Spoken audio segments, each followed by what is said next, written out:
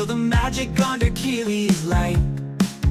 Hook in hand, we're gonna start today. Hook in love will show the way. This week we are going to spend a little bit of time looking at making a double magic circle.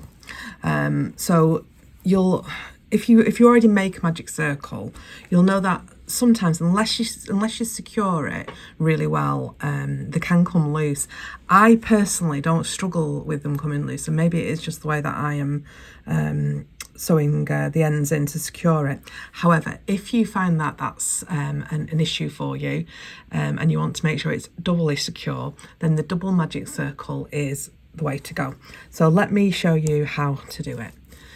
So you would start in exactly the same way as you would with your normal magic circle, and that is you would have your tail end in your hand, and you're going to wrap around once and then twice. That's how we would normally do a magic circle. Okay, in this instance what we're going to do is we're going to wrap round a third time. So this was the first wrap, this was the second wrap, and then this one was our third wrap. So in the same way as we would do the standard magic circle, I'm going to go under, and it's the first two instead of the first one. I am holding on to the yarn so that none of it starts to go loose, because that's what happens, it goes loose and it's hard to work.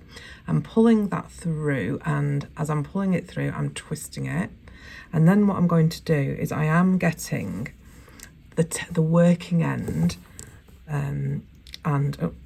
let me just take that back. So this is going to be the working end that I'm going to be using here.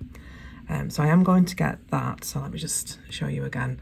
I'm going under the first two, grabbing that third one, bringing it through, twisting it round, and then I'm grabbing the working end and I am pulling that through, which will be my first chain, and it will secure it. So you can see now I've got two loops. So I am just going to pull that tail through, and at this point you would just carry on making whatever it is you were going to make in your circle by going around both of the loops of the magic circle and the tail. So I'll just do that. So I'll make a few stitches,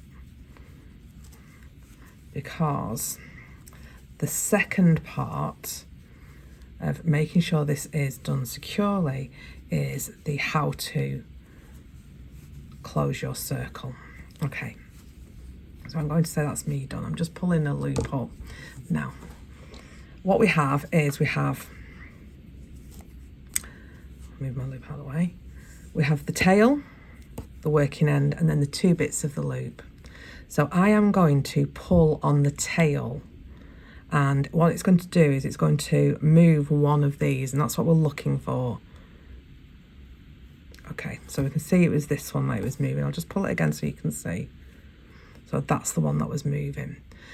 So what we're going to do is we're going to use that, and we're going to pull it to close the second ring. So I'm going to use this top one, because this is the one that's pulling when I'm pulling my tail, to close the second one.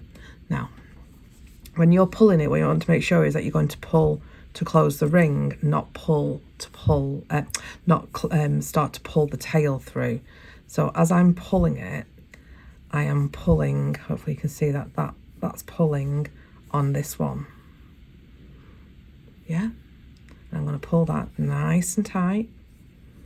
Okay, so I've now just got one longer loop, and then I can pull on my tail, again nice and tight, and then I can carry on just as I would do normally, and either slip stitch and carry on, or go into the stitch and move along. So that is how to make a double magic circle. Nothing takes away from the fact that you're going to want to sew your ends in securely. Okay, so hopefully that was useful, and I'd love to know what you think about it. Thank you.